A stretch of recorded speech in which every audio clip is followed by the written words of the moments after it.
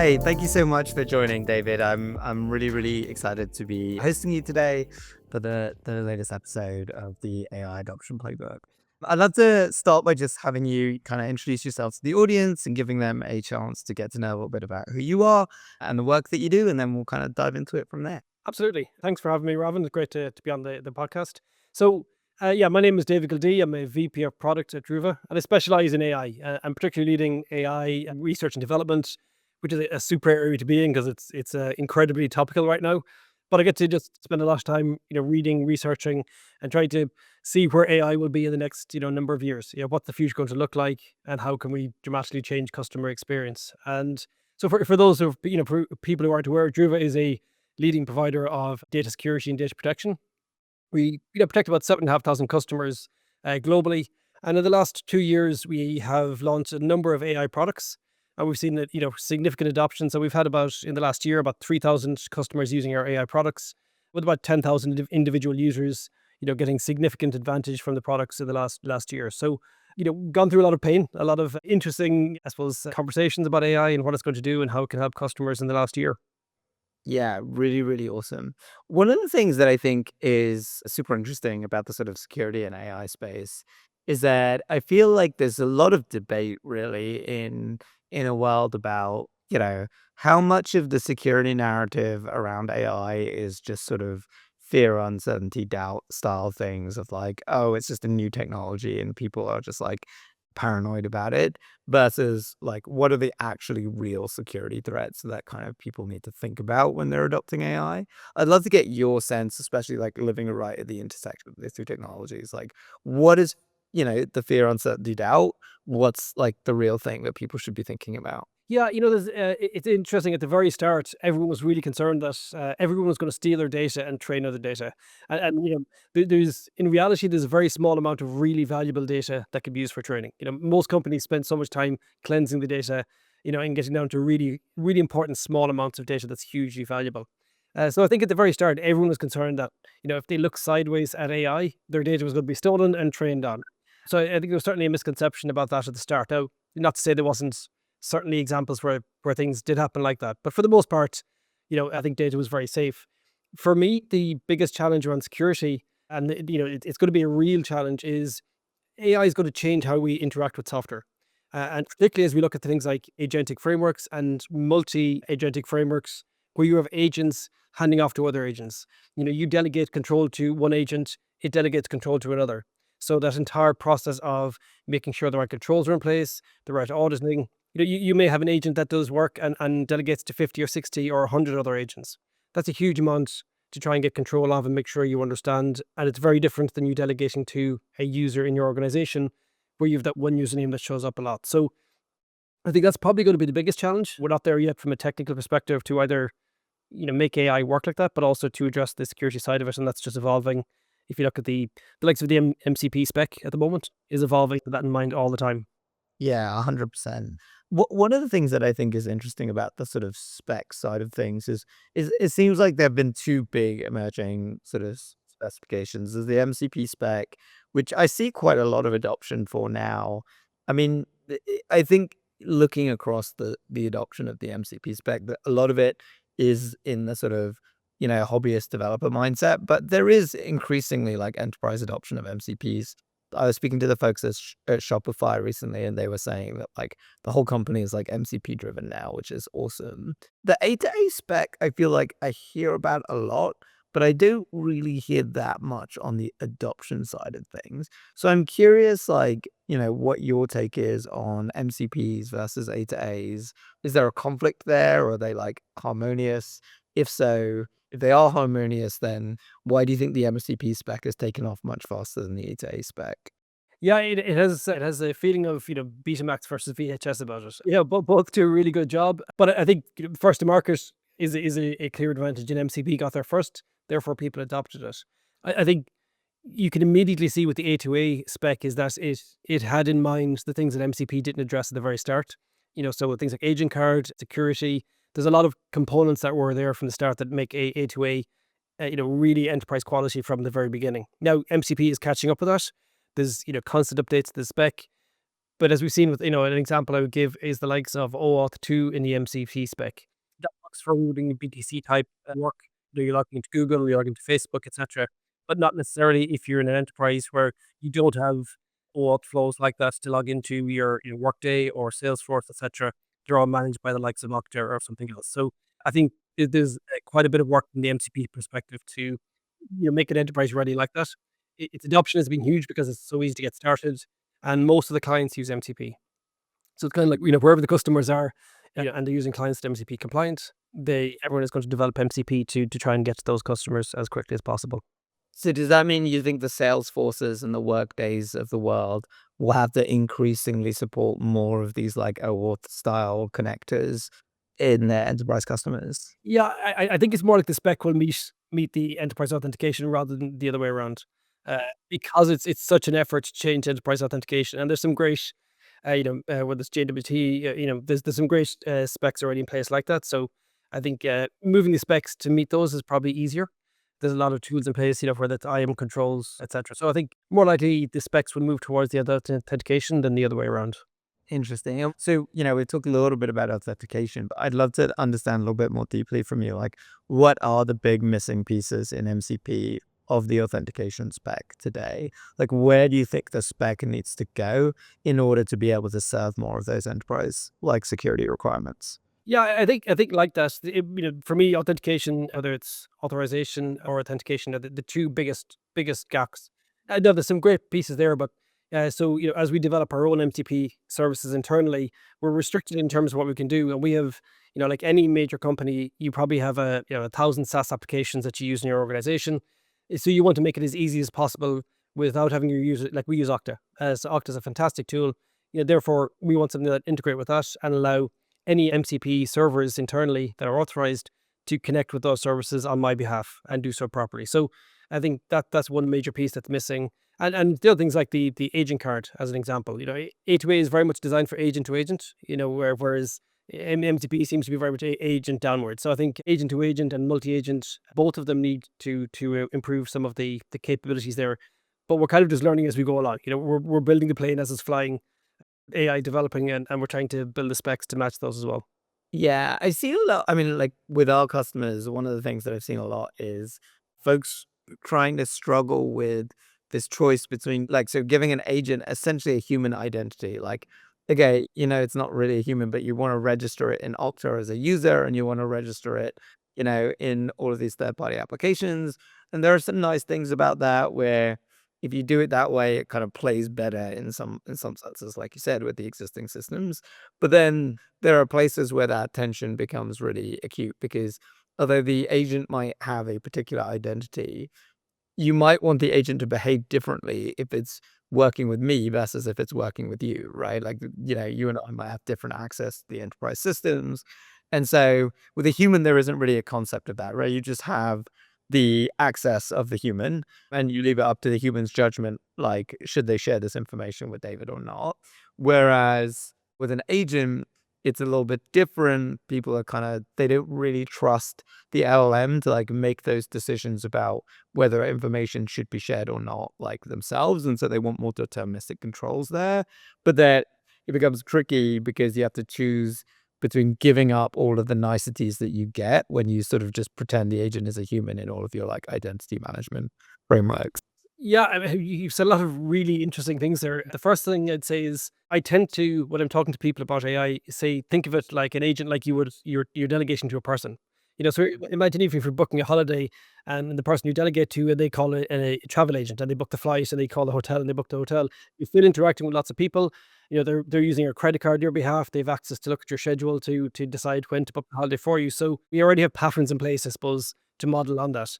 But the point you're making is, that person is typically not going to go outside the bounds of the role that they have, whereas you have to ensure that's the case from security, from the agent perspective. So it's when we recently announced our Druva agentic framework. And, so what we did there is we, because it's still very early on, we use a lot of LLMs and agents to essentially help with the process. We think hyper-personalization is hugely important, but we wrap everything essentially in a deterministic security framework. So even if an agent, tries to perform an action, like one of the new agents we have is to perform restores for you. If an agent tries to perform that, essentially outside of that, the harness says, okay, here's what you want to do. It then goes directly back to the user and gets a human in the loop feedback outside of AI entirely. So AI is no way to intercept it and change it. It confirms, it says, I'm trying to do this action on your behalf. Is everything here correct? And you say yes. So we've taken a side path to make sure that humans can sign off with everything and that it's entirely separate from AI. Now, that's only going to last so long until AI and security and the frameworks get good enough to be able to implement all of those as part of a flow. Because, if you have 50 agents, you don't want to constantly being, confirming access and saying you've access one day and not the other. So I think we need the monitoring systems, to view all of this and understand how it's working as well. But yeah, so I think there's definitely challenges there that we have to address that are not, we're not anywhere close to addressing yet. Yeah, that's super interesting. One of the things I'm curious about for what you said there is, you know, obviously, and I think you're right, we hear this from our customers as well, that like, it's very tricky to ask a human to oversee literally every single thing that the AI is doing, because eventually at some point they're just like, well, I could have just done this myself, right? But also at the same time, it's also hard to really delegate to the LLM the decision about whether or not to ask for human approval. There's not just tricky from a technological perspective, but maybe more importantly from a regulatory perspective as well, just like meeting your compliance obligations.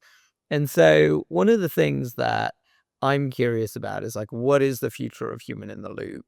Do you guys view that as being something that eventually does get delegated to an LLM to decide, like, do I need human approval here? Or do you think that that's deterministic for the foreseeable future where, okay, maybe we get more permissive in the sense that we deterministically allow a greater number of actions to be executed, but ultimately the set of things that should require approval will always be enforced deterministically? Yeah, I think that's probably on a line, so it's going to very much start very deterministic at the moment, but it has to get less and less deterministic. And I think a couple of things will help guide that. So one, as an example, I think is, as I mentioned previously, hyper-personalization and learning from what a human does is going to feed into that. So, if I'm comfortable guiding the LLM and saying you make the decision for a lot of these things, over time, it should learn that this is how I operate, and then it should react to me, and it should, treat your access entirely differently, even though we might be doing the exact same use case. So I think that there's the opportunity for every use case for every user to be entirely different. That'll present challenges, but I think that's where we'll start to see, it's not necessarily one fits all. So we grant access or we don't grant access, because that becomes very dangerous. So the responsibility on the user. The other thing I would say is, if you think about talking to an agent, we kind of we're so keen on deterministic systems that we expect everything to be deterministic. But if you had an associate that you're training to do some work for you, you'd expect them to sometimes make mistakes, sometimes get things wrong, and you correct them, and they learn from that. So I think there's going to be a certain amount of, actually, we should approach AI to a degree in the same way, where it will make mistakes, it will get things wrong. Hopefully, with the bounds of not going too far off the rails, because the controls are in place, and we do that. We have a lot of guardrails to make sure things like that don't happen. But I think it's okay to ask an AI actually to say that's not exactly what I meant. If you asked a question, here's what I meant, and it learns from that. And if we take that approach, that I think we'll see it'll be much easier for AI to learn exactly how people operate, the kind of places that you can say, actually, I can make a decision around that versus for something else. And then finally, I think the idea, we probably see third parties having supervisor agents that will control that. So maybe Okta produces an agent that says, actually, I'm going to step into all of your agentic processes and I'll decide based on patterns, based on what you do. So, all of the agentic AI might be in third party systems, but Okta is going to make the decision using its AI as a supervisor. I'm going to consult the user or I'm not.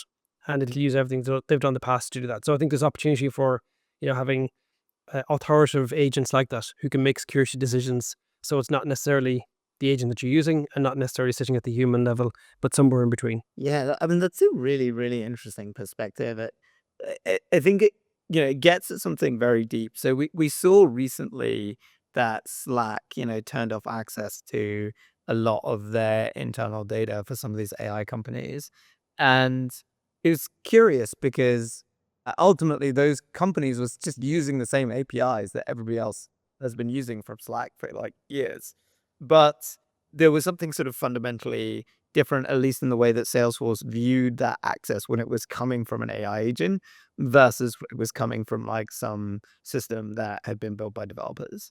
And so I am curious, based on what you said just now, it sounds like you think, in the Okta example, like Okta might, even though an AI agent will be using the same Okta APIs that developers have been using for years, that they might view the use of those APIs very differently if it's coming from an AI agent versus if it's just coming from some like, system that's like making API calls. How do you think companies should think about that? Like agents using their APIs that they expose to their customers. Like, should they view that separately to, developers using APIs?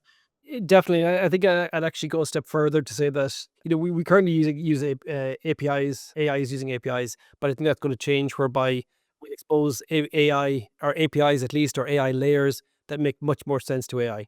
So we're pre-packages capability rather than saying here's your 10 or 15 or 100 APIs. You decide what you want to use and when. It'll more exposing agents or exposing the likes of MCP with prompts that describe not only the data you're getting access to, but the characteristics of how it should work and how you should interact with it.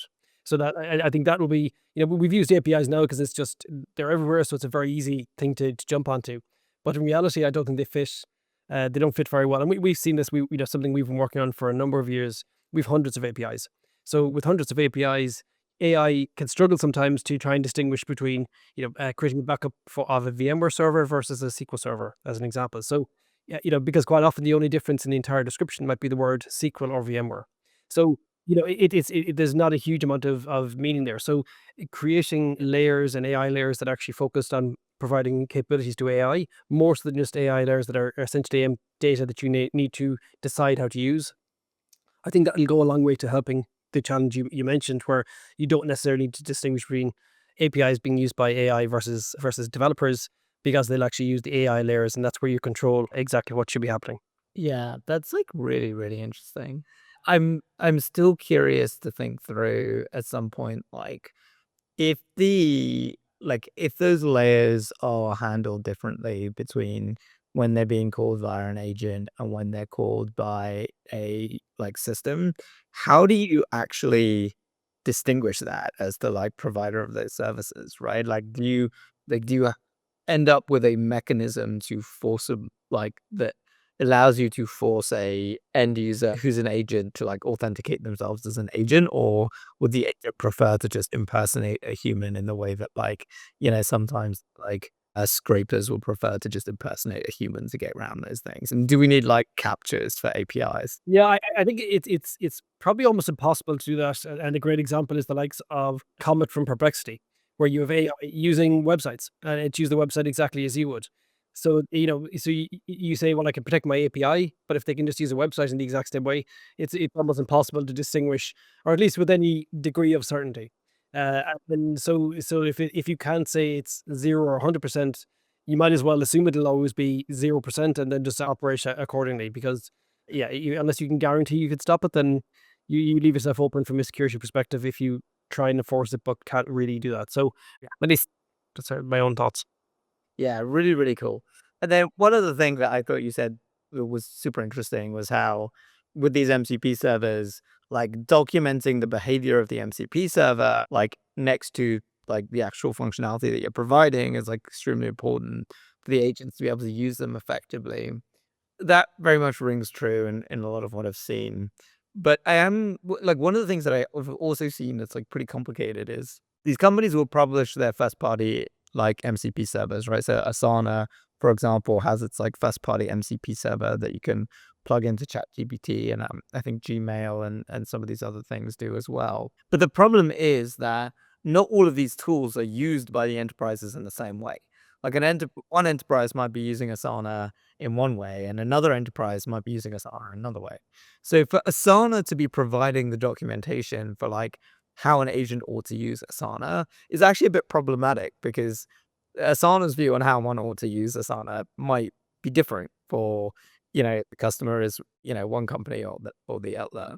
So how do you think about where the like responsibility lies for explaining to the agent like how to use this particular MCP server if the first party providers are not necessarily always used in the exact same way by their comments. It's a great question. So this is something that we have had a lot of discussions around recently because as we design our own AI first layer, this has come up in a lot of conversations. And the way I the way I think about it actually is rightly or wrongly. We think that there's an opportunity for AI to strip away a lot of the complexity that a lot of these software packages have. If you think about a classic user experience, there's so many things that are created that are just purely to drive the user experience around the value and not the value itself. So with AI having control over that, then you could actually move to we consider like first principle objects. So in our world, we have things like the actual resources you're backing up, which exist, the backups of those, and then restoring those as you need to. The other things around those that drive the user experience are not actually necessary.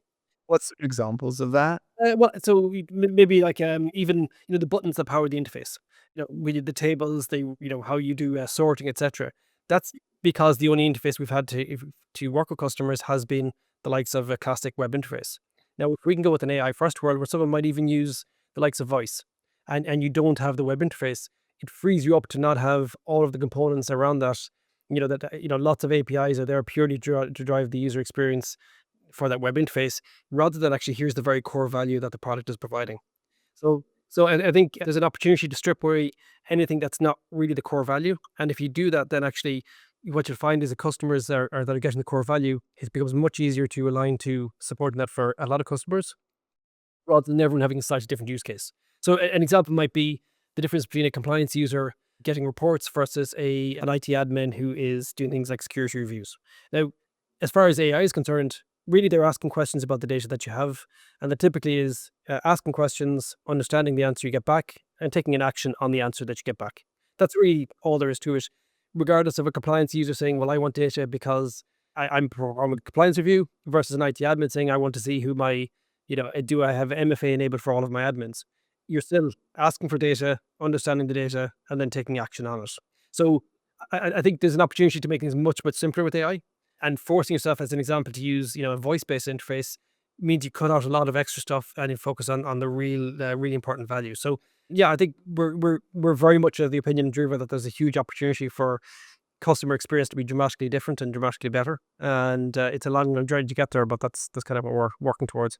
Really cool. Yeah. Tell me a little bit more about what you guys are actually building and like what the process of building that has been like. Like what have you guys been learning in the process of building? Yeah, so we started probably 2.5 years ago, and it was very much this just before like the likes of ChatGPT had come out. We were doing probably in the year before that, we're doing a lot of research on machine learning, particularly about helping improve customer experience. So when generative AI came out and kind of exploded, that just really accelerated our ability to start improving customer experience. So we started with our first copilot, but now we've moved forward to actually having a full what we call Druva AI Labs, which is a full generative AI experience, which cuts out a lot of the interface as we're talking and gives customer a essentially chat-only experience to manage all of their capabilities. And whether you're a compliance user or you're an IT admin, essentially it's very much an objective-based approach. So instead of you trying to understand how Druva works, you just describe the goal that you want to get to. So as a compliance user, I have got legal requirements every 6 months to make sure everything's backed up. That's all I care about. I don't care about what Druva calls it. I don't care about what industry calls a particular field or object. So we want to design it such that that chat experience, you just describe what you want, and we do all the technical work in the background to make sure you get the exact answer. And that allows every single use case to be different. So you might describe something slightly differently. Instead of saying every compliance user is exactly the same the world over, we say you're different to the compliance user beside you in your department, and we can learn from every experience as well. So really, we're trying to make sure that every user gets the absolute best as quickly as possible, and then go about providing value in the job. That's not heavy lifting. Yeah, that is really, really cool. Tell me a little bit about what are some of the things that have been really difficult, counterintuitive about building an agentic system like this? What are the learnings that you guys have had along the way? I'm also particularly curious about like whether because you mentioned that you started like a little bit over 2 years ago. So I'm curious if you have had any kind of bitter lesson type experiences where you did a bunch of engineering work to try and make something work and then a model release comes out. You're like, "Oh, actually, we didn't need all of that engineering work." Yeah, absolutely. I mean, the first example of that was probably RAG. We built our own RAG system. We went through the effort of doing embeddings, testing lots of different embedding models, different vector sizes, etc., dimensions. And then, a couple of months later, Russ came out with Bedrock knowledge bases, and that was able to replace the work that we had done. So we kind of we did make the decision though at the start to go into this knowing that we would do things that would likely be replaced. But if we don't do that, we don't understand what it's being replaced with, and you end up being 2 years down the line, and you're still saying, well, let's wait another 6 months, and let's you're not advancing. So you have to, that's one of the learnings is make sure that everyone's on board with you're going to build things that will be replaced. You're going to build things that won't work, and you're building things that are non-deterministic. So sometimes the answer you get back is not going to be the same answer every time. That's absolutely okay. And I don't think that happens in life when people talk. We could have this conversation 500 times and probably never repeat the same sentence any time. So yeah, I think once you change the approach that people have towards what you're building, and how to interact with it, and how to think about internally, everybody uses AI internally, and we have fantastic experiences of different teams saying they've gained productivity by using a particular AI product, whether it's marketing or sales, and we kind of want to make sure that our customers have the exact same great experience as well. Like, we hear great user stories internally, so there's no reason why data protection customers can't have the same wow when they use a Druva product as our internal users have when they use a marketing tool or something else. Yeah, 100%. That's cool. Do you guys like, obviously, I'm sure you use Druva internally. So do you like try and dog food the product a lot, the agent a lot internally? If so, like, how did that process go? What things did people find difficult at first and like gradually warm up to? Yeah, so we like I said, across the company, we took an AI first approach, and one of the first thing we did was actually that RAG system we built. We made it available to everyone through Slack. So everyone, whether you're a sales rep or a marketing executive, because people are constantly asking questions, and typically it goes to an engineer or product manager to answer a very specific question. So internally, we were able to have everybody use Slack channels to answer questions, and you got this snowball effect of learning. So I might ask one question and you look at the answer and go, actually, I never even thought of that before. But now I'm learning and you're learning from that as well. So we certainly did a lot of that. But we also, we move very aggressively to get everything out in front of customers. As once we know that the security is absolutely rock solid, we get the experience out to customers as quickly as possible, because they're the ultimately who's going to say whether it's good or not. But yeah, we constantly talk to customers, constantly meeting face to face and just seeing how people use the product, how they react, and what other products they use. I love hearing stories about the kind of products people use and the benefit they get, because they likely expect that everywhere they go then. Right. Yeah. Super, super interesting. Okay. A little bit cognizant of time. So I want to bring you to my like somewhat silly questions towards the end. So my first question on this is, do you have a take on AGI? How far away do you think it is? And how many years do you think it will be before AGI replaces your job? Yeah, you know what? It's a great question. I'm notoriously optimistic. I think everything can be done in a week. So, you know, every year I'm saying, well, next year it'll be here. So I don't think AGI itself will be here anytime just soon, because I think the model and the infrastructure is not designed to support it. But we'll have huge amounts of models together that will give you the experience of that. So I still think we're probably, from AGI, we're probably 3 to 5 years away in reality, at least. And it'll probably be a change in the kind of infrastructure of models to actually provide AGI. I don't know if we could do it with the current models that we have, because they copy a lot of what they read, and I'm just not too sure if they're going to be capable of that. It might feel like it, but I think it'll probably we'll see holes in that. But yeah, I mean, I'm always saying the sooner, I think everyone should think that you could make your job easier with AI. So it's very possible it could be in 2 years' time that my job is replaced by AGI, and it can maybe it doesn't even need to be AGI. It could just be regular old AI replacing me. But that's I think that's great, because it gives me the time to work on other projects, of which there's a lot of to do as well. Yeah, 100%. I think that's so interesting. I mean, obviously, like different people have meant different things when they've used OGI, right? I think it wasn't that many years ago that when we said AGI, we mostly meant AI that could pass a Turing test. But I think we're like long past that now. Like, I think AI has long been able to pass Turing tests. And so I'm curious if you have a sense of like, what does AGI even mean to you? I think to your point, actually, there's a perspective and a relativity to it. So one thing that I saw recently that just blew me away was Google's, I think, is it Neo 3, their new video. Yeah, but it creates the video as you walk through, and it's got realistic. You can paint a wall, turn away, and come back again, and the wall is there, but it's creating everything live as you do it. I like that. That's incredible. And there's a silly part of my brain that looks at that and thinks, I wonder how could a user of our product experience like that?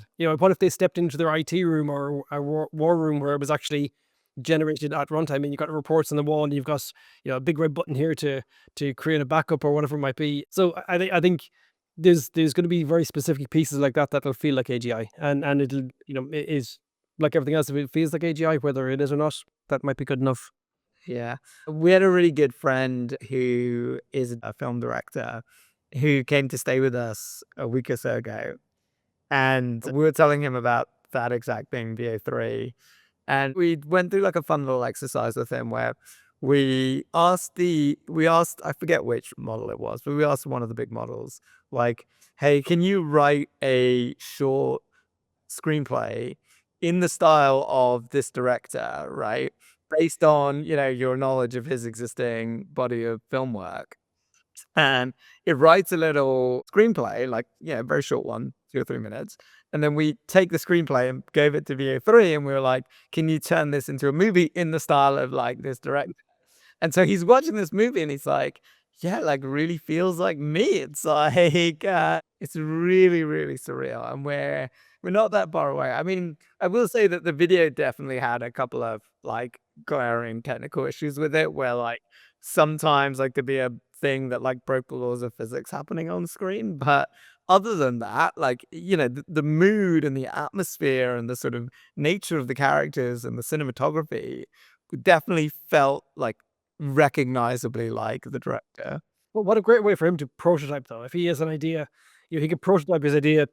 Instead of sending scripts around Hollywood, he can actually just send a 30 a full trailer. That's gonna have a huge effect on the industry. Do you have a sense for AGI? Would you put a number of years before we see AGI?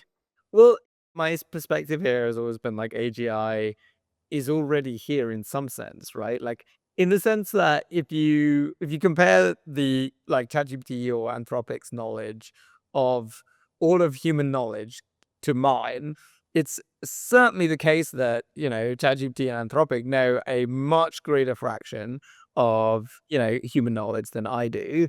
And you can interact with it and like self-evidently demonstrates that. Even things that I would consider myself like to have some expertise on, maybe not like my deepest areas of expertise, but areas where I have some expertise on, it's still the case that ChatGPT or Claude will blow me out of the water for like depth of knowledge. So in some sense, I think we already have AGI here.